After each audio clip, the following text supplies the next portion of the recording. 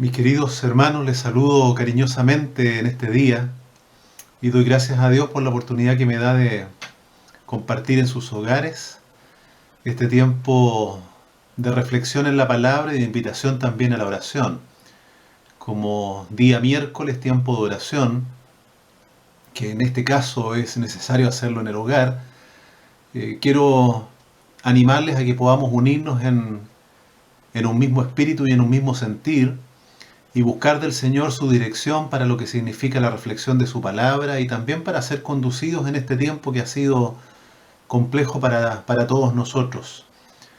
Seguramente en nuestra propia vida hemos tenido reacciones distintas frente a lo que estamos viviendo y ha habido algo de temor, de preocupación, de inseguridad, que se ve tal vez matizado en algunos momentos por risa, por alegría, que seguramente es la manera como intentamos distender un poco el ambiente en nuestro entorno, en nuestro hogar, o cuando nos toca estar solitos en casa, también alegrarnos en medio de la tristeza y del dolor que nos provocan las noticias que estamos viendo a cada momento.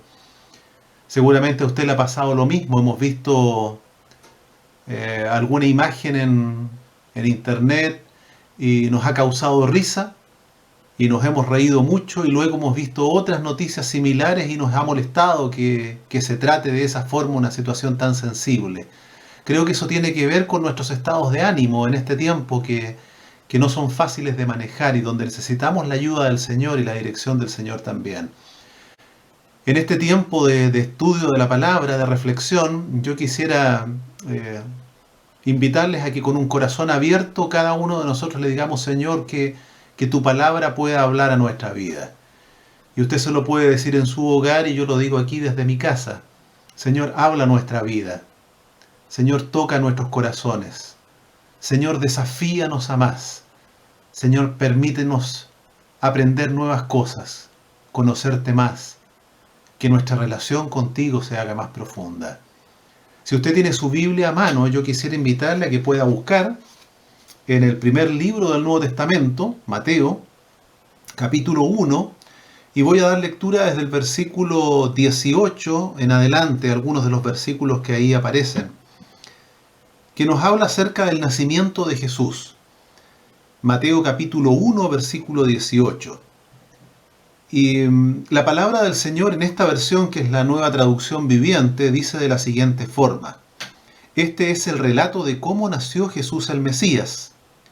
Su madre, María, estaba comprometida para casarse con José, pero antes de que la boda se realizara mientras todavía era virgen, quedó embarazada mediante el poder del Espíritu Santo. José, su prometido, era un hombre justo y no quiso avergonzarla en público. Por lo tanto, decidió romper el compromiso en privado. Mientras consideraba esa posibilidad, un ángel del Señor se le apareció en un sueño. José, hijo de David, le dijo el ángel, no tengas miedo de recibir a María por esposa, porque el niño que lleva dentro de ella fue concebido por el Espíritu Santo. Y tendrá un hijo y lo llamará Jesús, porque él salvará a su pueblo de sus pecados. Todo eso sucedió para que se cumpliera el mensaje del Señor a través de su profeta. Miren, la Virgen concebirá un niño, dará a luz un hijo, y lo llamarán Emanuel, que significa Dios está con nosotros. Cuando José despertó, hizo como el ángel del Señor le había ordenado y recibió a María por esposa. Este pasaje tan conocido que regularmente leemos más, ¿no?, en tiempo de Navidad, y que hace mucho más sentido cuando estamos cerca de la fecha del nacimiento de Jesús, o por lo menos cuando nosotros la celebramos, es un relato que nos coloca frente al acto más potente de la historia. Y Mateo justamente busca eso, colocar a sus lectores y hacerlos entender que este es el acto más trascendental de toda la historia. Dios se hace hombre y da cumplimiento a las profecías y promesas del Antiguo Testamento. Por eso que tantas veces Mateo repite como está escrito, como dice la Escritura, como fue anunciado. Lo que está buscando justamente es esto, que aquellos que están leyendo ahora acerca de la noticia de Jesús fácilmente lo comparen con el anuncio y las promesas del Antiguo Testamento y hagan clic y digan sí, en realidad Jesús el Mesías cumplió las promesas hechas por el Padre. Además, el pasaje nos dice que José era un hombre justo, un hombre bueno, y no quería que nada malo le pasara a María, no quería que ningún castigo fuera a tocarle a ella por estar embarazada antes de tiempo.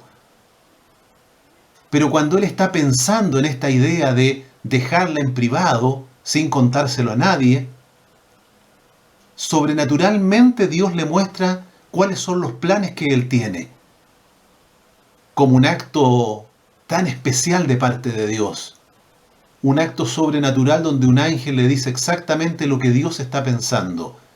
¿Y qué es lo que hace José? Actúa en obediencia a Dios. Yo quisiera invitarles que en este tiempo de reflexión, antes de llevarles a orar y a tener tiempo de oración en el hogar, con la familia, como seguramente hemos sido desafiados por el Señor durante este tiempo a hacerlo en cada uno de los devocionales y también en día miércoles de oración, invitarles a través de algunas preguntas, reflexionar en lo que el pasaje nos está diciendo. ¿Cómo le hace sentir a usted este acto de Dios? El acto de la encarnación, Dios hecho hombre. ¿Qué sentimientos aparecen en su corazón cuando usted piensa en Jesús como el Hijo de Dios, que viene a establecerse en medio de nosotros como una humanidad caída? Cuando hacía esta pregunta a mi familia acá en el hogar, recibía las siguientes respuestas. Alegría, una actitud de alegría por lo que Dios hizo. Gratitud, estar agradecidos constantemente por el acto de amor de Dios. Esperanza para tiempos que son complejos, así como los vivía la humanidad en ese tiempo, como los que vivimos nosotros en el día de hoy. Y también esta gratitud por sentirnos amados, saber que somos amados de Dios para este acto tan especial y tan maravilloso. Ahora, ¿a usted cómo le hace sentir este acto de Dios? Será una buena pregunta para reflexionar y luego para orar, para decirle: Señor, gracias, estoy agradecido, estoy alegre. Señor, esto me produce esperanza. Leer tu palabra y recordar tu acto de encarnación produce esperanza en mí. Gracias, Señor, por amarme, por saber que soy amado. La palabra además nos dice que José escuchó y obedeció la voz, es decir, la palabra de Dios. ¿Cómo nos desafía esa actitud a nosotros en el día de hoy? Cuando leemos la palabra, ¿de qué manera nos sentimos desafiados a obedecer lo que el Señor nos está diciendo? Bien, la palabra lo dice, ¿no? El final del Sermón del Monte, el resumen que Jesús hace es que la clave está no solamente en oír la palabra, sino que en oírla y al mismo tiempo en obedecerla. Cuando es así, entonces la palabra tiene sentido. Jesús al final del Sermón del Monte lo que está diciendo es: de nada les sirve haber escuchado toda esta enseñanza si simplemente la escucharon pero no están dispuestos a obedecerla. En el caso de José, que escucha la palabra de Dios, la voz de Dios, a través de este ángel, él toma la actitud de sometimiento a Dios y de obediencia total. ¿Cómo estamos nosotros reaccionando en el día de hoy cuando Dios nos habla?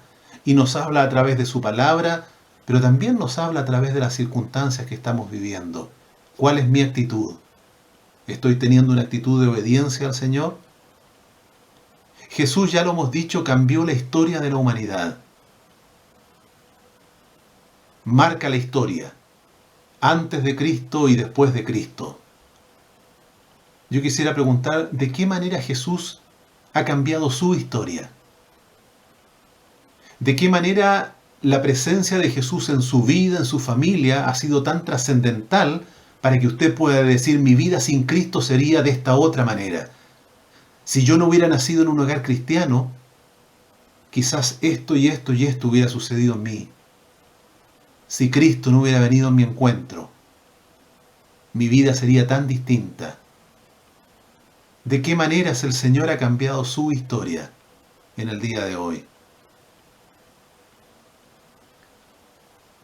Podemos pensar en conversar con el Padre. Podemos darle gracias porque Dios es un Dios de promesa, que hace promesas a sus hijos, pero que al mismo tiempo las cumple. Lo hizo en la antigüedad, cuando prometió el ungido, el enviado, y lo sigue cumpliendo en nuestro tiempo cuando nos ha prometido estar con nosotros hasta el fin de los días. Démosle gracias al Señor por sus promesas que son verdaderas, por cumplir sus promesas cada día, por hacerlas efectivas en nuestra vida como creyentes, como hijos de Dios. ¿Qué le parece si al mismo tiempo le pedimos al Señor dirección? Dirección en nuestras decisiones. Queremos escuchar la voz de Dios, queremos que Dios nos hable, queremos que su palabra sea clara en nuestra vida. Y nosotros queremos, así como José, estar dispuestos a obedecer a la voz del Señor. Pidámosle al Señor que nos dirija, que nos hable constantemente, que nos haga entender cuál es su voluntad. Pidámosle al mismo tiempo al Señor que coloque en nosotros la actitud correcta. Queremos ser justos, queremos ser buenos, queremos ser obedientes a Dios. Que el Señor nos guíe en este tiempo de oración. Que el Señor nos guíe a entregarnos a Él y a permitir que su palabra siga llegando a nuestra vida para que de esa manera también llegue a la vida de tantos otros.